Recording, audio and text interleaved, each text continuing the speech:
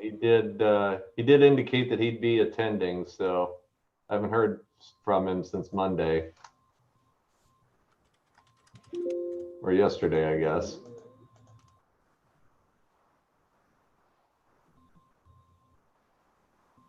But we still have a quorum, so. We do, that's correct. Okay, folks, we are now streaming live on YouTube. And we are 1 minute to the start.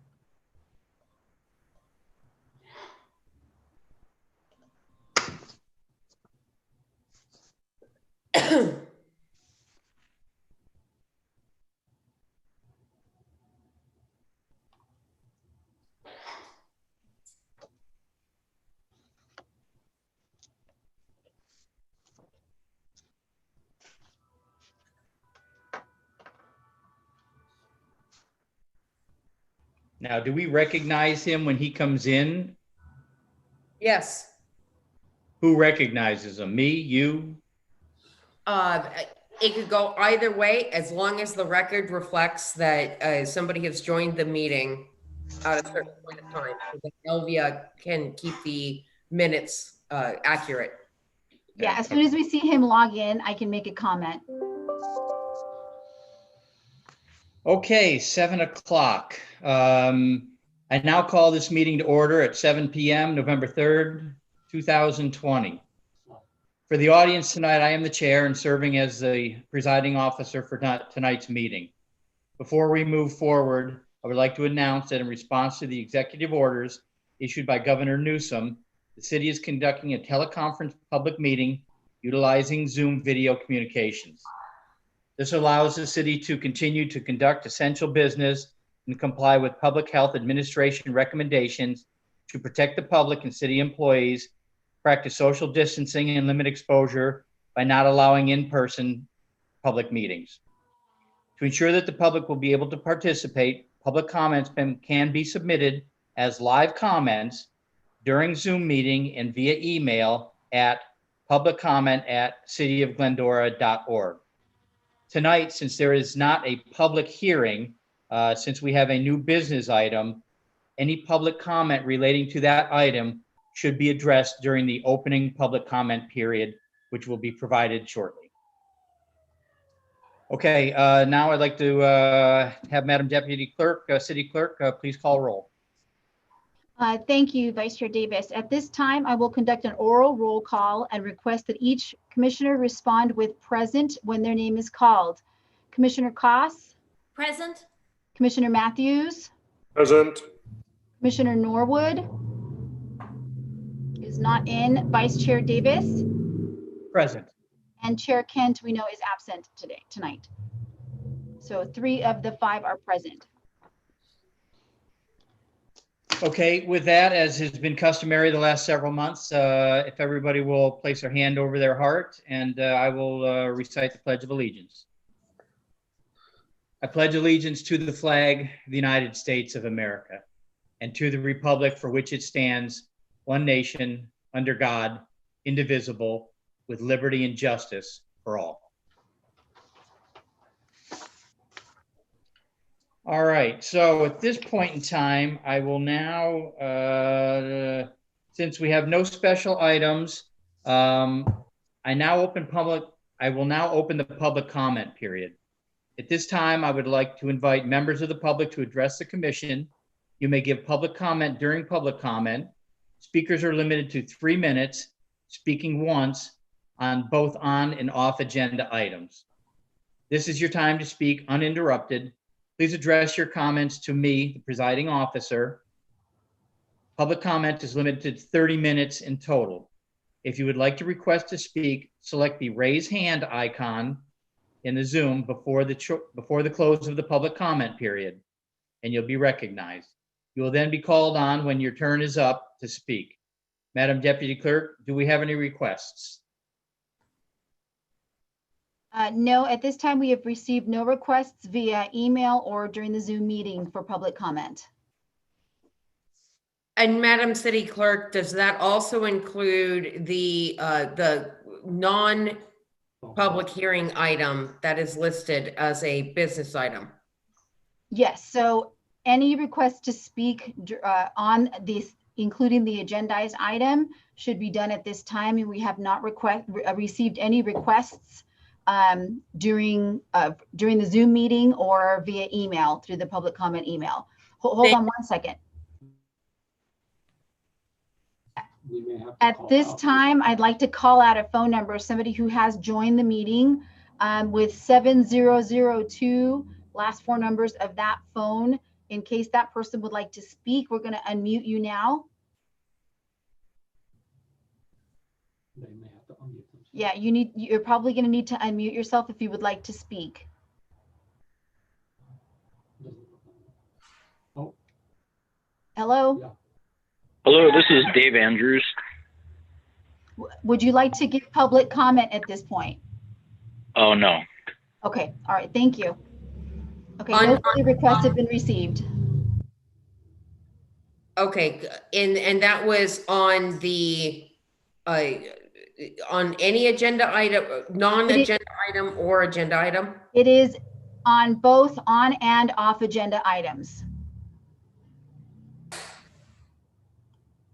That person- Okay, so at this point, I'm going to assume that we have no emails to be read into the record and no one looking to comment verbally on the Zoom call. Yes.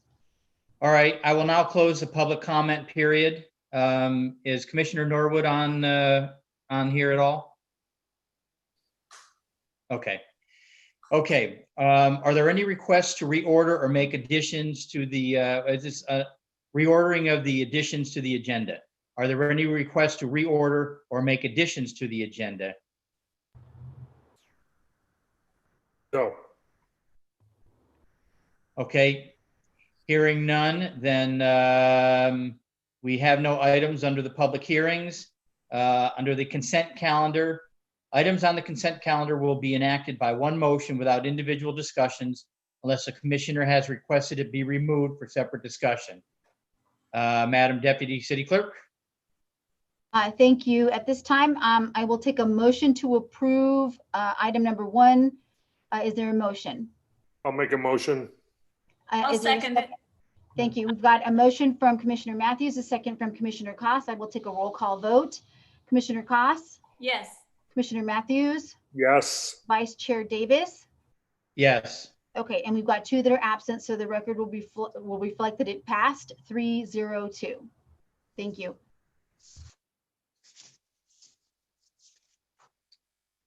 Okay, so this brings us to new business. All right, so what we have is I invite Planning Assistant Joseph Weaver to present the staff report. We'll see, Chair reads the agenda title into the resolution to approve. Do I read this part of it? Yes, you're going to read the agenda item out loud. Yes. Resolution to approve a certificate of appropriateness to allow exterior alterations and in addition to a contributing resource within the historic preservation overlay zone on certain property located at 206 South Wabash Avenue, assessor's parcel number 8639-006-003. The applicant is Drafting and Design Ltd, project number PLN 20-0017. Okay, so I would like to invite Planning Assistant Joseph Weaver to present the staff report. Thank you, Chair, and good evening, Commissioners. Again, my name is Joseph Weaver. This item is a request for the approval of a certificate of appropriateness to allow exterior alterations and in addition to a contributing resource within the historic preservation overlay zone located at the property 206 South Wabash Avenue, project number PLN 20-0017. Henceforth, the historic preservation overlay zone will be referred to as HPOZ for this presentation. Next, please. So per the Glendora Municipal Code, any exterior alteration to a contributing resource within the HPOZ, which is a geographically defined area of the city, requires a certificate of appropriateness to be reviewed and approved by the Planning Commission. The applicant is requesting the approval of a certificate of appropriateness to allow exterior alterations and in addition to the subject property, which is classified as a contributing resource within the HPOZ.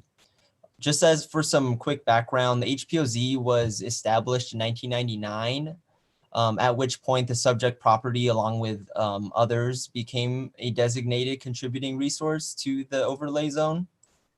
The subject property does not have a Mills Act agreement with the city, and there are no previous entitlements on file for this specific property.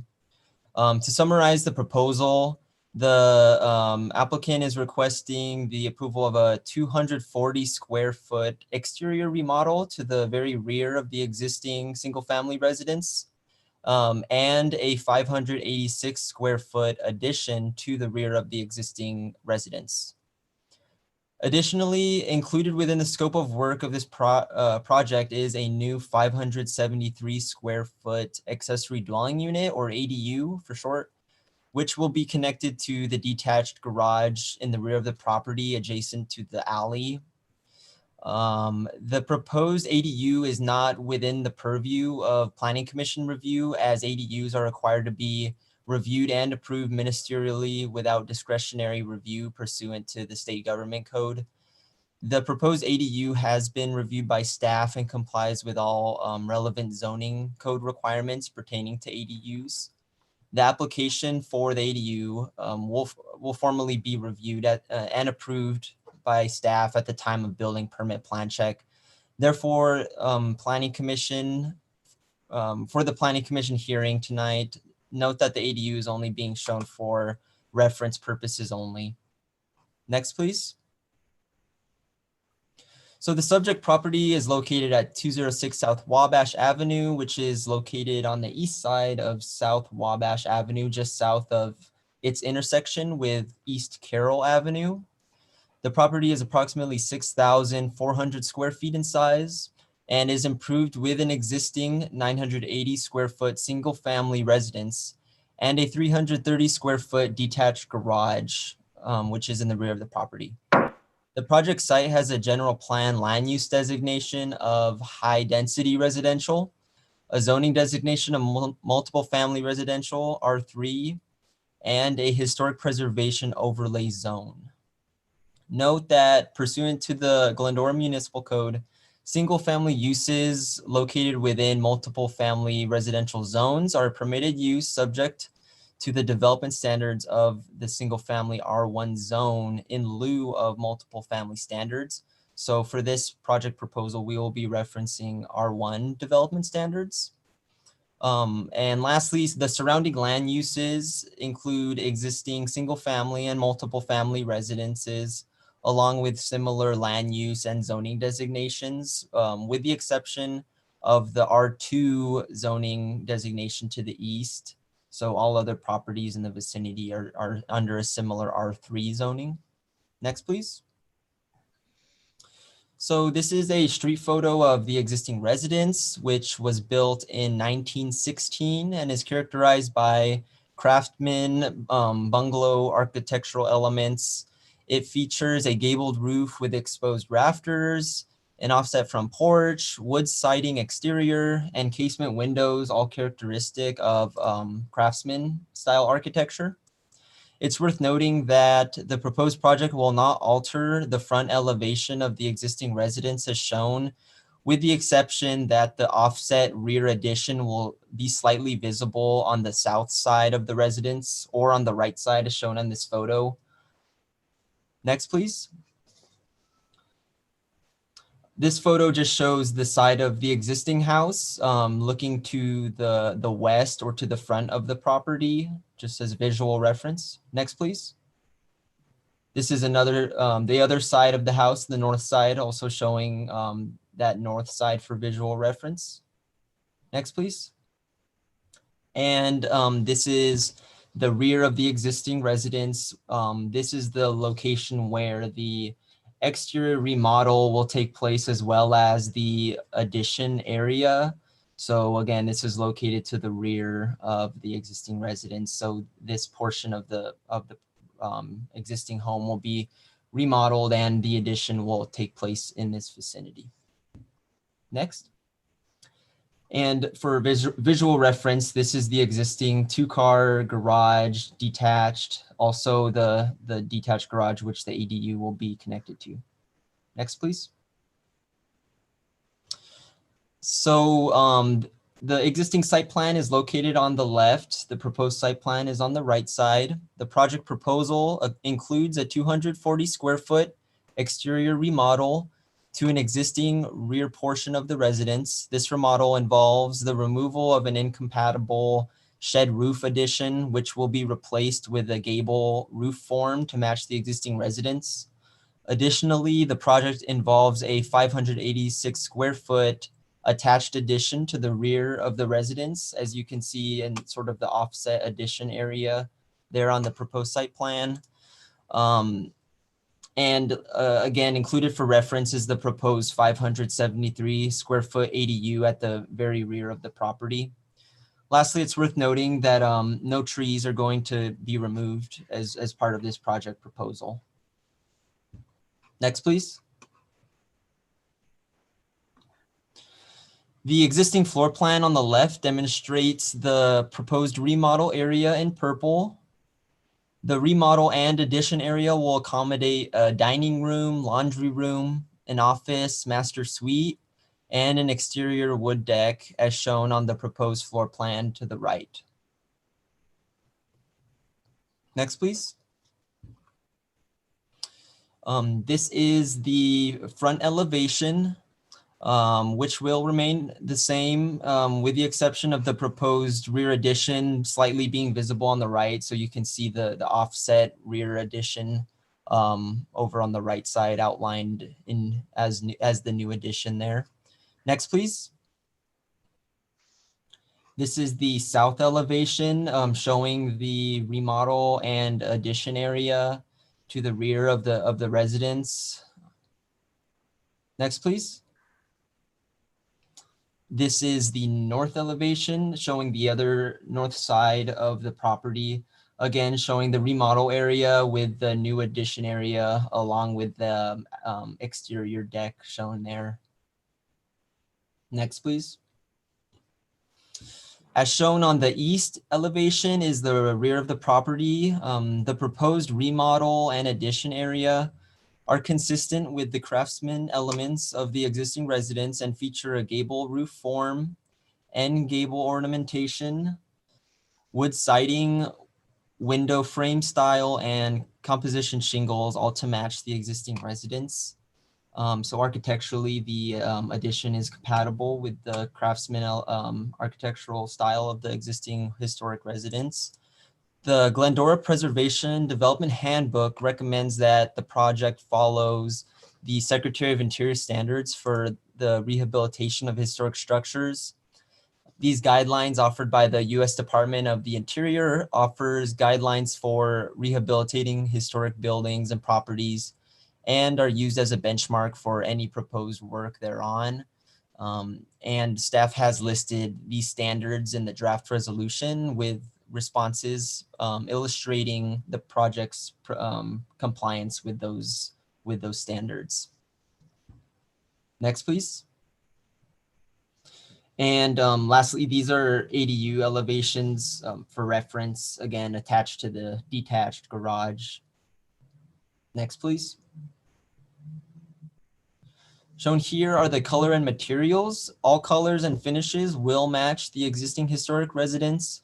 The horizontal wood siding is proposed to be painted compatible cream, which is a Sherman-Williams color. The trim is proposed to be painted in high reflective white, which is also a Sherman-Williams paint selection. And the roof material will consist of composite shingles, which are shown on the bottom right side of the sheet there. Next, please. As shown, the proposed project complies with all relevant development standards for R1 single family. As stated earlier, although the subject zone is R3, the single family development standards are used as this is a single family residential use. So the compliance with standards can be shown there. Next, please. As such, staff recommends that the Planning Commission adopt a categorical exemption pursuant to sections 15301 and 15331 of CEQA guidelines, and adopt a resolution entitled "A Resolution of the Planning Commission of the City of Glendora, California, approving a certificate of appropriateness to allow exterior alterations and in addition to a contributing resource within the historic preservation overlay zone on certain property located at 206 South Wabash Avenue, Glendora, California, project number PLN 20-0017. That concludes my staff report. I'm available to answer any questions the commission may have. Thank you. Okay, thank you, Joseph. Okay, we'll bring it back to the commission now for any questions and discussion, just to basically ask of staff. So go around the horn here. Commissioner Koss, any questions? I don't have any, no. Commissioner Matthews. Yes, please. So how many houses do we have in our HPOZ zone in the city? Do you know? And how are they all qualified in that zone? I don't know off the top of my head how many contributing resources are within the HPOZ zone. If I had to guess, maybe 20 to 30 within the overlay zone. Each of those residences would have to go through the same process if they were proposing a major exterior alteration, such as an addition, or a major exterior change, such as this. So the 20 or 30 are already identified within? Correct. Yeah. Yes. Okay. All right. And so. And I'm thinking back to our last meeting where we had a Mills Act scenario, which is entirely different because the applicant submitted an application that was qualified underneath that. But these are somewhat kissing cousins as far as I'm concerned. So how do we determine, just for argument's sake, that an ADU would not qualify under the HPOZ conditions and the original structure does? Help me understand how we separate those two. I believe that the contributing resource designation is for the actual main residence. And as stated before, since the ADU is a discretionary item meant for simply building permit plan check, we can only really uphold it to the design criteria for historic property, which it is located on. Okay. So we would uphold it to the same design guidelines to be consistent with the historic nature of the contributing resource. Is there a similar process for property identified under HPOZ where the applicant applies for their property to be identified similar to the Mills Act? I'm not quite sure what you're asking. Well, I'm That's just my question too. Who assigns a contributing resource designation? Yeah. From my knowledge, at the time the historic preservation overlay zone was created back in the late 90s, these historic resources were chosen as part of that creation of the overlay zone based on a historic survey that was conducted in the early 90s. Okay. I believe they were all designated at one time. I'm not, if someone within the overlay zone would like to designate their property as a historic resource, they may have to go through a process with the city to do so. So does that create boundaries and restrictions and that type of stuff under HPOZ? Yeah. Or is it just something we administratively sort of guide them through the direction we want them to maintain to keep up the historical preservation side of it? Is that more accurate? Yeah, so the code only really outlines these discretionary processes for contributing resources. If that's what you're asking. I mean, are there limits to what they can do? I guess maybe that's the better way to ask the question. As long as it's within the allowances of the zone, they would still have to go through a discretionary hearing, and that ultimately up to the planning commission's discretion whether that project proposal is appropriate for that historic resource.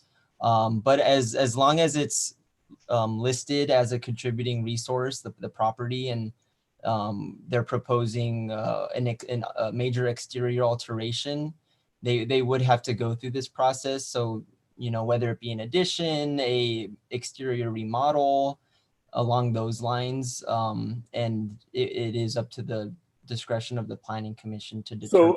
So, and I'm going to go into the weeds a little bit just because I just want it to be publicly notified. So if somebody bought a piece of property that had been identified, is there some sort of a formal deed restriction or notification that somebody that bought that property knows that they have a higher level of approval that they have to meet or maintain the condition of the property with the city? Do you know that? To my understanding, no. Okay. But it would be something that should be disclosed by the seller. Okay. All right. So there is some formal, whatever it may be. I don't know the legal aspect of that, but I'm just curious how it is. Okay. You know what? I'm just curious. I thought it was important to bring that out. Thank you. That's your Mills Act agreement being recorded upon a property on the property, right? Understood, but you know what? At the same time, we're still going through, and we still have a couple of pieces of control we have on applications. So I was curious how that may translate and follow the property throughout ownership and that. So something like along that line. Well, and you asked how many properties there are. I think at our last meeting, we got a list as part of our packet of the properties in the city that were under the Mills Act. Which is entirely different. So right. It is different. It is a bit, yeah, it is a bit different. Yes. Okay. You know what? I've wasted enough time on it. Thank you very much, though. I appreciate your report. Thank you. Your comments are always valuable, Commissioner. So is Commissioner Norwood here by any chance? No, he's not I logged haven't on. seen him. Okay. All right. I have a couple of questions. And again, I don't mean to belabor this too long anyway, since it's a fairly simple item here, but I'm struggling to understand, and this is for some future reference. I get the Mills Act agreement. There's a tax benefit to participating in that. And the property owner requests to be a part of that program. Mm-hmm. Back to my question, is a contributing resource, evidently the city assigned that at some point in time. And I guess I'm struggling with the definition of a contributing resource and what benefit there is to the owner. Okay. And I guess I'm looking for a carrot and a stick here, I guess. Yeah, I believe Wondered the same thing. And Joseph, so. maybe just to be clear, there's three historic things going on in our city that I think we should be clear about. There's the Mills Act, there's the Historic Preservation Overlay Zone, and then there's historical listings of the property. Those are three separate items that should be be clear. You want to break that down for them, Joseph? Yeah. So the Mills Act, agreements are dedicated for those properties which are listed as a landmark. So the only properties with landmark designations generally have Mills Act agreements. Those properties are not. And that's at the request of the owner. Correct. Yes. Okay. The landmark designation, along with the Mills Act agreement, are at the request of the property owner. For those properties, the landmark properties aren't always. Actually, most of them are not within the HPOZ. The HPOZ is a geographically defined area in the city where it was created because there is some type of historic significance with the majority of the homes in those areas. So I believe that the intent of the contributing resource homes in the HPOZ are to help maintain the historic nature of the neighborhoods within the HPOZ and to help regulate how those homes change over time. So the homes that are currently designated as a contributing resource are generally older and more architecturally significant, to where if anyone or if any property owner wanted to propose changes, they would have to go through this process so that they wouldn't, significantly alter the historic nature of the neighborhoods. Okay. Okay. And again, so. And I guess the benefit to the property owner would be to have a home that's unique and original as possible. But there's no other benefit outside of curb appeal or participating in, in a community, keeping your property, historically accurate or something. Can somebody, you can opt out of a Mills Act agreement. Is there any way to opt out of although not easily, is there any way to opt out of a contributing resource designation? Possibly, but I'm not too sure as the process of that would be. Yeah, I know that just by opting out of the Mills Act agreement, there's a definite process that has to occur there. And they're also receiving, they being the property owner, are receiving tax benefits with respect to having a Mills Act protected property. Generally not. I mean, the fact that they are historically listed is oftentimes a community decision, and so it's an important house. I mean, to be clear, so just to be clear on the things. So one's the tax benefit, the Mills Act. The HPOZ is a zoning. It's just an extra zoning area. That's all. It's a zoning thing, and then the historical listing, basically for landmarking, is basically an individual property identification of its importance that was identified. So you can have a combination of all three or one of them, or depending on where they are. In this case, this property only has two of those three. Absolutely, I agree. Yep. And when you said, would the owner be notified? Well, if they're going to buy a house in the HPOZ, then they know it's in the HPOZ. And I mean, that's something that's disclosed, during the sales process. Generally, you'd hope so, but Yeah, just keep in mind, not everybody who buys their houses knows their zoning, because the HPOZ is a zoning. You don't always say, "Oh, I'm in this zone," so it's one of those things you don't. Yeah. Hopefully, your realtor would alert you. Okay. Well, unless it's on the deed, the seller doesn't have, I don't think, the requirement to disclose it.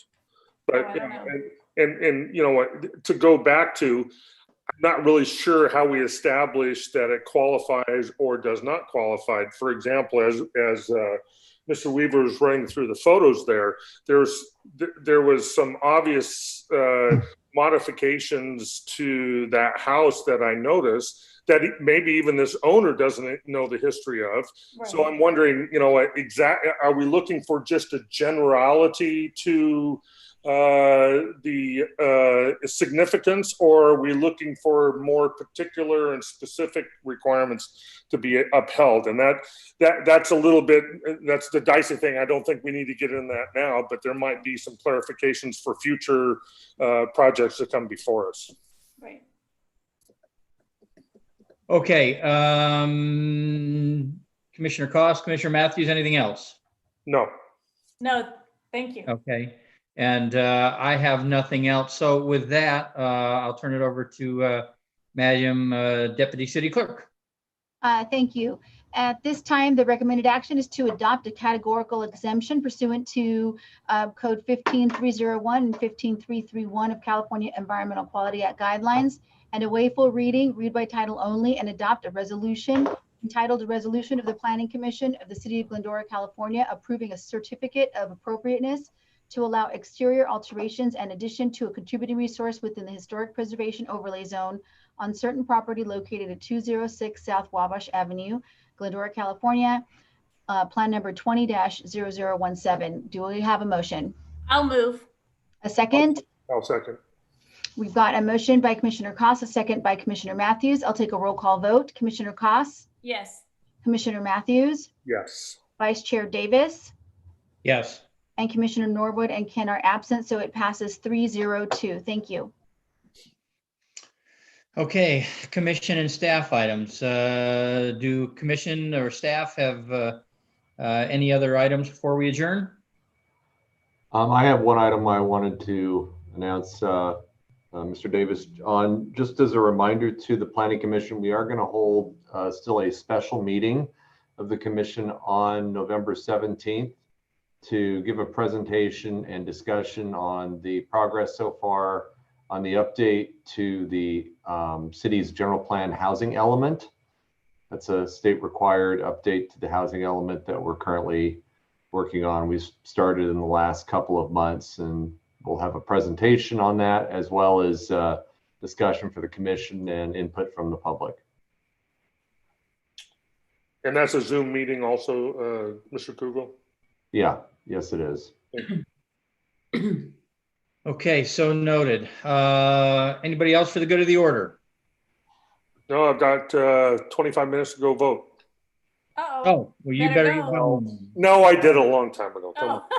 I was gonna say I voted by mail weeks ago. Okay. All right, well, this meeting is adjourned 7:35, Tuesday, November 3rd, 2020.